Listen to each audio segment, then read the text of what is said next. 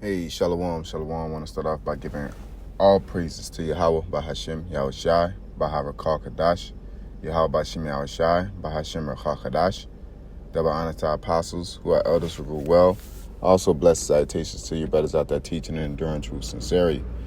Okay, so I want to get into the word siege. Okay, the etymology to the word siege means a seat.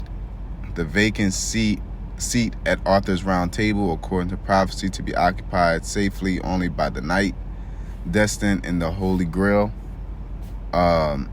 Siege, seat, throne, throne, seat, from seder, meaning to sit. Military, the military sense is attested from 1300s. The notion is of an army sitting down before a fortress. All right. The next word I want to get is sanction. Okay. Sanction, confirmation or enactment of a law, from Latin sanctionum, act of decreeing or ordaining. Also decree, ordinance, noun of action. To decree, confirm, ratify, make sacred, ecclesiastical decrees. Okay, sanction as a verb, it says confirmed by sanction, make valid or binding, to permit authority from sanction, seemingly contradictory, meaning impose a penalty on, but it's rooted in an old logistic sense of a noun. So why did I read these two definitions? Because these two definitions are the way E loved to use his acts of war indirectly. Okay, going all the way back to Rome, they laid siege on fortresses that may have been too difficult to get in. They pretty much lay siege to force, again, that was too difficult to get in. Like what they did to, I hate to name them, but the Sakari, and other fortresses. There was a Roman general that actually laid siege. He fortified the siege. He fortified them himself around a fortress to keep the people within the fortress from getting out. And then he turned around and fortified the outside to keep people from getting in. Okay, ultimately entrapping himself in hopes of pretty much starving out the enemy to the point that they're too weak to fight. People normally sent out the women and children in hopes that the Romans would let them go. But that's more historical. By the way, this is GMS Antiquities. So now you got the word sanction. You go back to the word sanction. All right, and that goes back to pretty much a punishment. Okay, a punishment via through a siege. Because the sanctions that they put on countries, it stops them from getting resources. Now, the thing is that Babylon, which is America, has control of most of the resources on planet Earth. All right. So, matter of fact, since we're speaking about Earth, let's go into the blessings of Esau.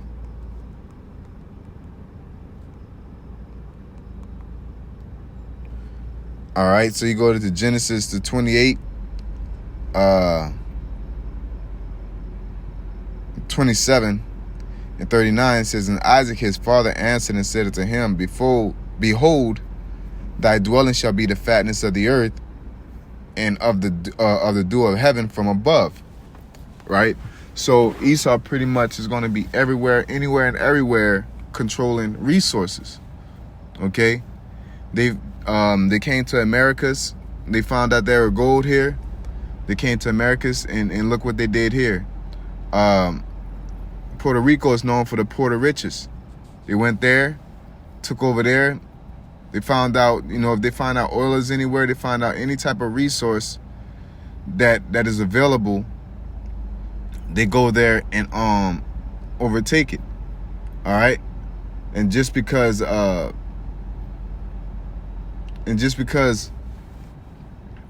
they give you Federal Reserve notes, that's not money. Actual resources is money. Because if you own a resource, you could turn anything into money. You know what I'm saying? You could get blue, say I want blue rocks, and that'd be considered money based off of what you consider a resource. You know what I'm saying? Or what you want is not consider a resource, what you want as a resource. So if you want bread, not control the grain, then if you say, hey, I want some bread, I say, well, give me a shirt. I don't care if you got $1 million in paper cash. If I want a shirt, then you pretty much got to give that. There was a power outage as of recent, and I had a debit card, man, and I couldn't swipe. And the guy was just looking at me like, you can't swipe, you can't get nothing. And that shows that pretty much they control the resource. They can say whatever they want, which is why this money system is faulty, because they got control over it. Okay, as they say, give me control of the money. I care who not makes the laws. All right. So going back to the sanctions, specifically what they're doing to Cuba, is that Esau is pretty much, or E is pretty much putting sanctions on Cuba with hopes. Matter of fact, I don't want to dive all the way too far without getting some hardcore facts, okay?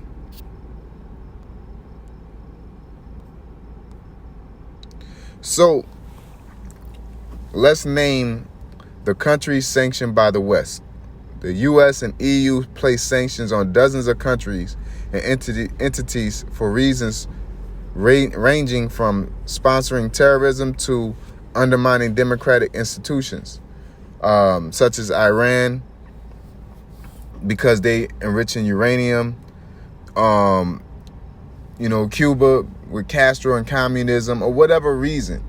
But when they put sanctions on these lands, it stops resources from getting in, and they have to pretty much deal with their own resources, but a place like Cuba that's underdeveloped don't have the ability to produce anything like Russia.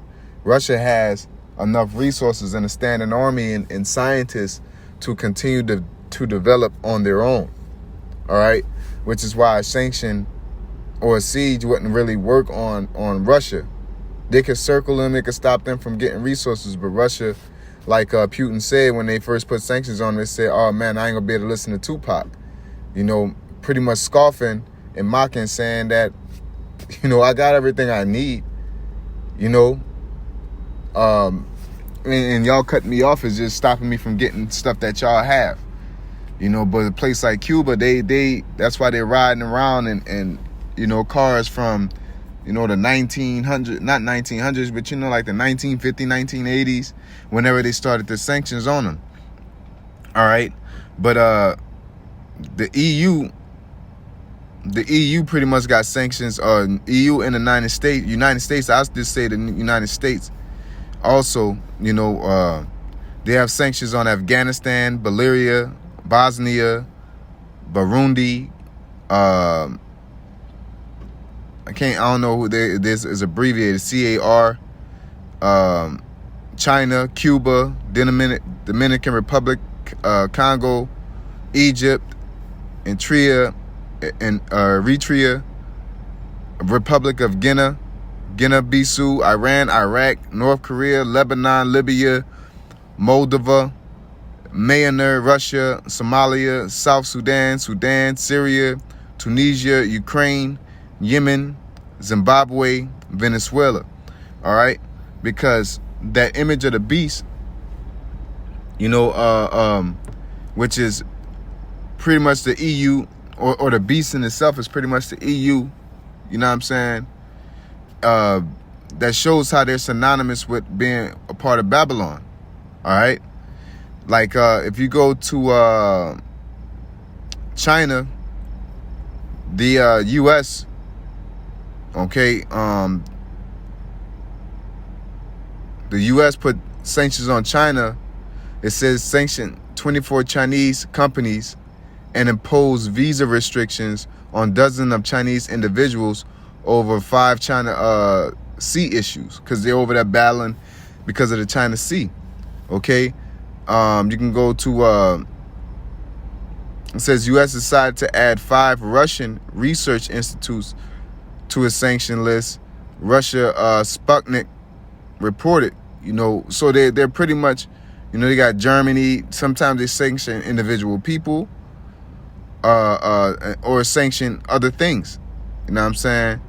It says Turkey faces possible sanctions from the U.S. if it deploys an S-400 system purchased from Russia. Right? They're stopping people from getting certain weapons to defend themselves. Stopping them if they don't want to give up a resource or if they believe in a certain way. All right, but they'll sit there and say they're the land of the free, home of the brave. But if somebody poses themselves a threat or have some type of economic advance, U.S. makes sure that they're suppressed to the point that they're not able to be better than them. All right. It says India is facing potential U.S. sanctions for its purchase of a multi-billion-dollar S-400 missile system from Russia, India media reported. And then it goes and says the U.S. moved to ban TikTok and WeChat, closed the Chinese consulate general in Houston, and imposed sanctions on Chinese officials over HK and Wenyang issues. You know, so these sanctions ain't it's not the business for people, man. You know, and U.S. have many reasons why they put sanctions on different countries. And what they do is, particularly for Cuba, which is ironic, really not ironic, I ain't even gonna hold you.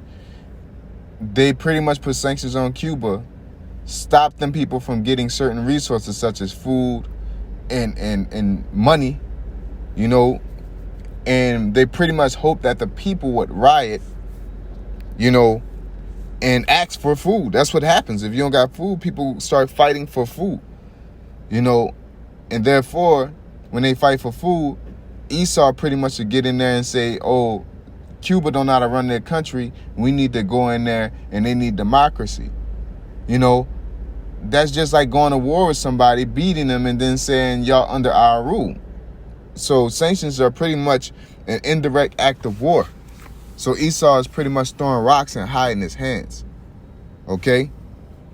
Which is the wiles of the devil, man. So let's get into the scriptures to back that. All right? It says, Isaiah 47:1, it says, come down and sit in the dust, O virgin daughter of Babylon. All right? Because the daughter of Babylon, if you go into the scriptures, let's go into the scriptures. All right? Because it says the daughter of Babylon. If you type in daughter and then type in Babylon, it'll lead you to Psalms 137:8, Isaiah 47, Jeremiah 50, 51, Jeremiah 51, Micah 4:10, Zechariah 2:7. Okay, pretty much these are the references to the daughter of Babylon. All right, because you got Babylon, you have the daughter of Babylon.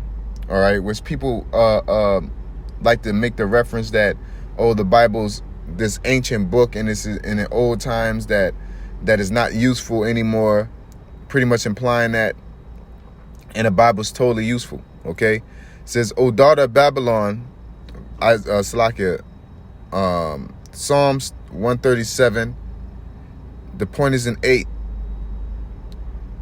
Okay, but we're gonna start at 7 because 7 is very important to 8.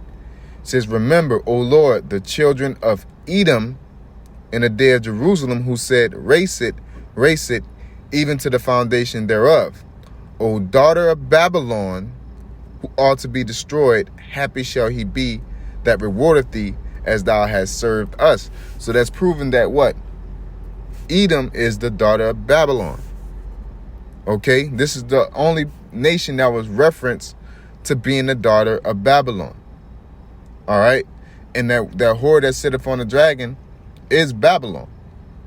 Okay, and that cup is the way of Babylon. The beast is pretty much the NATO in the EU, man. All right, and the image of the beast, or the mark of the beast, is the RFID chip, and the image is pretty much the ideals and the things that they want to spread. Okay, because the beast with the 7 heads and 10 crowns goes back to, you know, the original 10 ruling factions dealing with the NATO and the EU.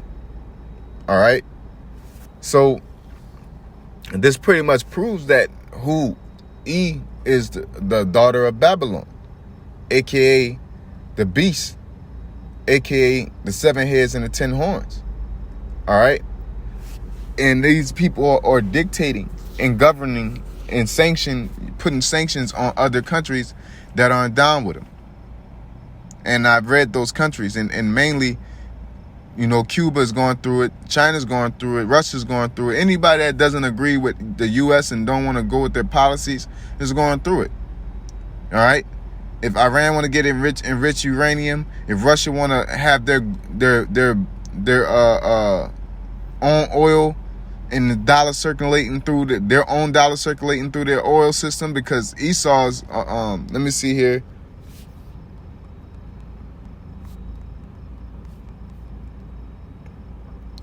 So you go to Job 9:24, says the earth is given into the hand of the wicked. He covereth the faces of the judges thereof. If not, wherein who is he? Right? He's in control. If the language that's learned in the air is English. I forget the other aspect, that English is pretty much the universal language, or the go-to language for any country. Okay, the oil is which is why they doing all this fighting over oil, is the dollar. The oil is traded in the American dollar. Okay, which gives them control, man. All right, that means if Billy has money, if Billy has a resource, and Tommy wants that resource, in order for Tommy to get that resource, he has to, you know, change, you know, in order to exchange that resource from Billy to Tommy, you got to go through Babylon and change that money over and use their money to make it count credible for each other, or for Tommy, which, you know, he gets a percentage of that. So that's pretty much, you know, being an investor, you know, or a sponsor for that exchange, which is the way of the way of the rat. Okay, I don't want to say it the whole way because they might take the video down, but it's the way of the rat, man. Playing the middleman, using usury to get gain. All right, and when countries decide to back their money by gold and not by the U.S. Federal Reserve note, something happens. From Libya to Egypt, you know, Saddam Hussein, you know, Gaddafi, you know, because ironically, these people, the same people that wanted to back their money by gold, started, you know, getting, oh, they're evil now, and they'll go to war, or sometimes somehow they have a riot, or something happens, and then they get overthrown, and then next thing you know, democracy comes in. All right, democracy is nothing but a way to install another puppet. Okay, because you can so-called, quote unquote, vote somebody in, with somebody that Esau pretty much sets up and move them in. Okay, because if you do your studies, you'll realize somebody, I believe like Gaddafi, you know, he was paying for people's schooling, paying for their housing. Then people was okay. You know what I'm saying? And Esau switch it up also and say, oh, you know, when people complain and say they're not okay because they're hungry, they'll say, oh, you can't run your house. So y'all need democracy. Okay? which pretty much put a puppet up, or because you elect somebody, the people so-called elect somebody, and ain't nothing to so-called rig the votes. Trump, he put that on blast for everybody to know. That the tongue fell upon themselves to prove how that works. If it's faulty in Babylon, which makes you think it's going to be official in a country that barely know how to use it. Okay? So let's get back to the scriptures. It says, come sit, Isaiah 47:1, it says, come down, sit in the dust. Okay? Dust is synonymous with confusion. Okay? When you kick up dust, you know what I'm saying? You fighting somebody, you kick up dust in the eyes, and then you use it as a diversion. You know what I'm saying? It says, come down and sit in the dust, O virgin daughter of Babylon. Why it says a virgin daughter? Because Babylon, which is America, hasn't been touched by foreign troops. The Civil War in the North versus the South, or the Revolutionary War and the Civil War, that was pretty much Babylon against Babylon, because the British is that deadly wound, going back to that deadly wound that was healed.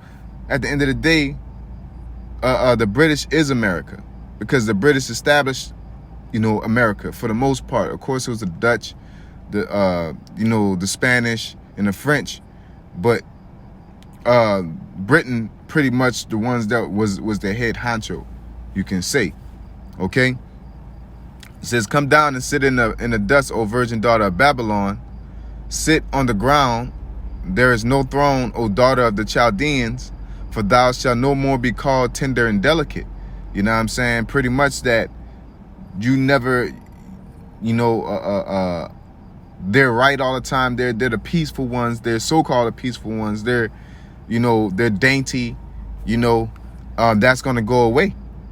And a lot of these Babylonians don't know nothing about that, because this is a thing that proves that Babylon could go, or America can go anywhere in the country and tell people what to do, invade their country because of a certain ruler. But this has never happened on American soil. No matter what atrocities go on, the racial tension that's going on in America, you don't see Russia coming over and say, you guys don't know how to run your country, how y'all destroying Jake, Negroes, Latinos, Native Americans. We're about to come over there and bomb y'all for that. You know what I'm saying? Or we're about to come over there and land some troops. They don't do that, but Babylon stayed doing that to other countries, man. America stayed doing that to other countries. So that shows who's tender and delicate. Okay? Says, thy nakedness shall be uncovered. What does that mean? The things that you hide in secret, such as your sanctions. Such as your policies and your agendas. Okay? And it says, yea, thy shame shall be seen, via through the atrocities that they do to the people, new media, all this through the unicorn, which is the internet. All that information is getting out before Esau can cover his tracks. His nakedness is being seen. Okay? It says, I will take vengeance, and I will not meet thee as a man. As for our Redeemer, the Lord of hosts is his name, the Holy One of Israel. Okay? The Lord is coming to redeem Israel, because who's the main people that Babylon and the daughter of Babylon is sitting on? The Negroes, Latinos, and Native Americans. Yeah, sure, this is a melting pot, but this country was built on the backs of the Negroes, Latinos, and Native Americans, mainly the Negroes, Benjamin, Judah, and Levi, man. Mainly Judah, okay? Which is the Negroes of America. All right? It says, sit thou silent and get thee into darkness, O daughter of the Chaldeans, for thou shalt no more be called the lady of kingdoms. All right? That's that lady that sit on that dragon, man. It says, I was wroth with my people. I have polluted mine inheritance and given them into thine hand. Thou didst show them no mercy. Upon the ancient hast thou very, very heavily laid thy yoke. All right? And they use depth, to pretty much lay that yoke. They use, this system in itself, man. People got to retire at damn near 80, man. 67, 60-something years old, man. You about to die at that age, man.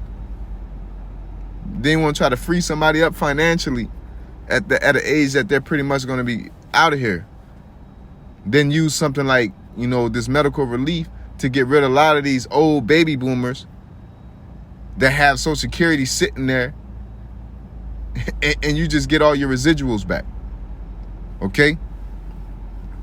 So it says, as for our Redeemer, the Lord of hosts is his name, the Holy One of Israel. Salakia, it says in verse 6, I was wroth with my people, I have polluted mine inheritance, and given them into thine hand. Thou didst show them no mercy, and upon the ancient hast thou very heavily laid thy yoke. So I wanted to get this scripture, precept upon precept, going back to Baruch chapter 4. It says,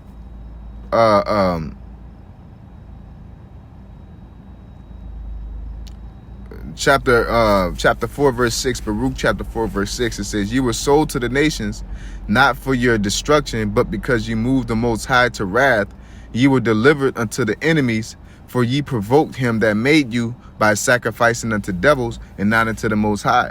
Because one thing that Jake got to understand, Negroes, Latinos, and Native Americans, y'all like to question, well, what was God during slavery? Well, what were you doing to get into slavery? You were sacrificing unto devils. And our people, the 2/3 of our people, are still sacrificing unto devils. All right, Caesar Borgia, which is the so-called white version of our Messiah, he's an actual person that you're making supplications to.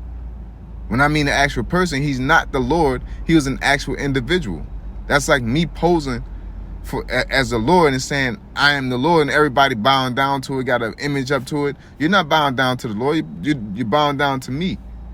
And then not only that, but the Lord looked like me, which is even worse, that you got a image or depiction of the Lord that comes from a different race.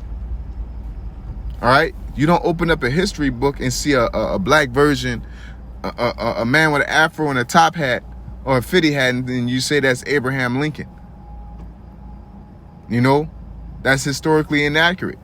But Esau will trick you into believing that's okay, and our people love it so, because you have Stockholm syndrome, man, to be frank about it.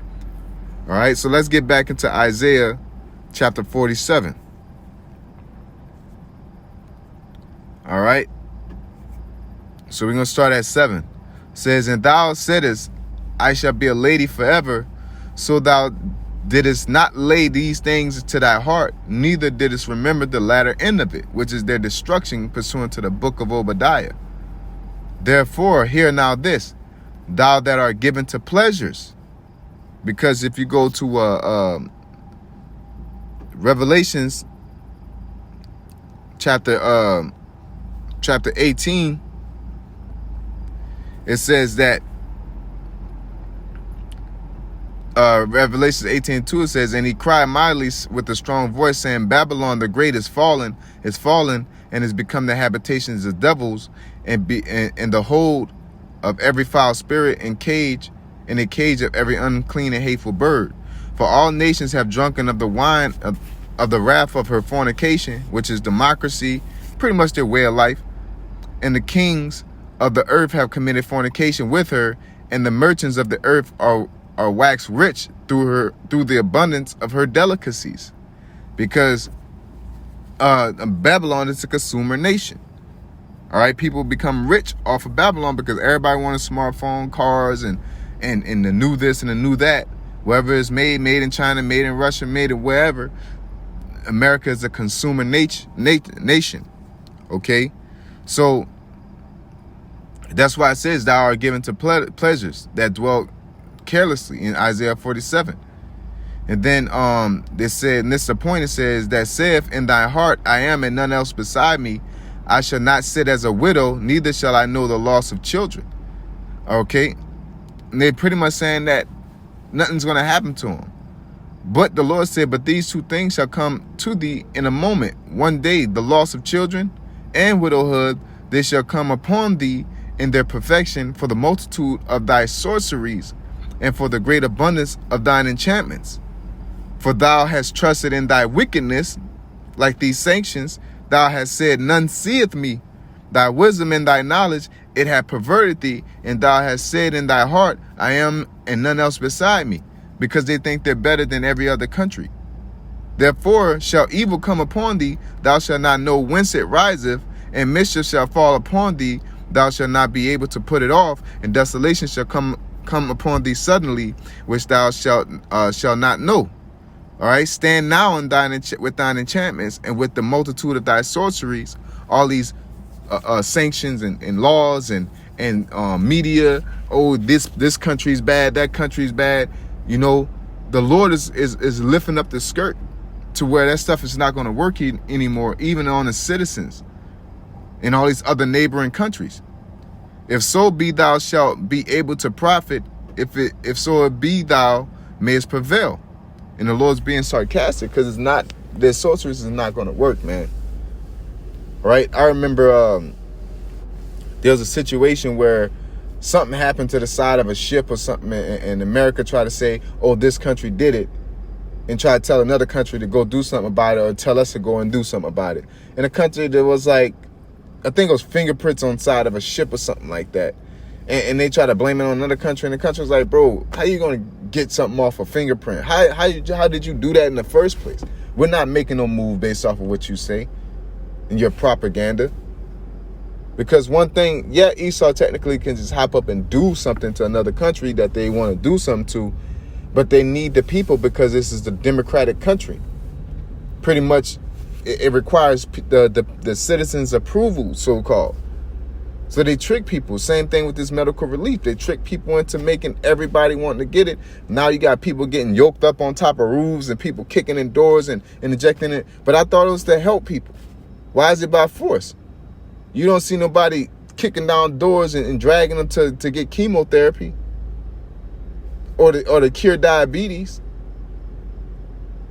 Or you don't see them going crazy over the amount of people that die in car crashes and making sure that insurance is low, they're making sure that the cars are suitable, regulating it at a certain speed, and doing things to ensure that people don't die because of car crashes. Sure, they try to take guns off the street, but people, if you know your history, the whole point of people being able to have the right to bear arms is to defend themselves against the government in case of tyranny. But you got these new movements, the BLM, the LGBTQ, the all these movements, and if you notice, they're slowly coagulating and becoming one movement, and it's just this cancel culture or this new, hey, let's make this new law, let's make this new law. It ain't nothing but a wave of corporate organization, just like feminism and all that. All that is in one thing to pretty much keep enforcing new laws and new laws and new laws to make people eventually going into a one world order, man. All right, tricking is simple, man. Okay, so I'm gonna get into these this video. Hopefully, it's edifying to you guys.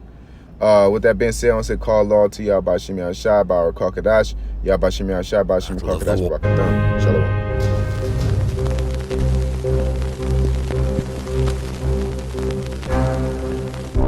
British warships win the first naval battle of the war at Heligoland Bight, sinking 3 German cruisers. Britain has the most powerful navy in the world, 29 modern battleships to Germany's 19.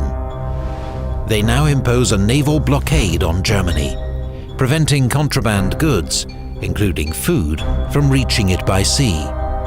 The aim is to bring Germany's economy to its knees and force it to surrender. Fueled by the country's collapsing economy and the government's handling of the pandemic, Cuban President Miguel Diaz on Monday blamed U.S. sanctions for the crisis that triggered unprecedented anti-government protests in the country. In a live broadcast, he accused the United States of pursuing a policy of economic suffocation to provoke social unrest in the region. You block me, that you who carry out the policy that violates the human rights of an entire population for more than 60 years, intensified in the midst of a situation as complex as the pandemic, And you want to present yourself as the big savior. Lift the blockade, lift the 243 measures, and we will see how we get along. Issuing a sharp warning to Cuban leaders against repressing anti-government protesters, President Biden signaled a more stern approach towards handling the ongoing crisis in Cuba. Biden on Monday said the United States stand firmly with the people of Cuba in their call for freedom. The Cuban people demanding their freedom from an authoritarian regime. And I don't think we've seen anything like this protest in a long, long time, if quite frankly ever. The United States stands firmly with the people of Cuba as they assert their universal rights, and we call on the government of Cuba to refrain from violence and their attempts to silence the voice of the people of Cuba. Speaking to reporters at the State Department on Monday, U.S. Secretary of State Antony Blinken said it would be wrong to blame United States for the historic protests in Cuba. Pushing back on Cuban officials' claims, he said the protesters were criticizing the country's rulers for failing to meet people's basic needs and not any economic sanction.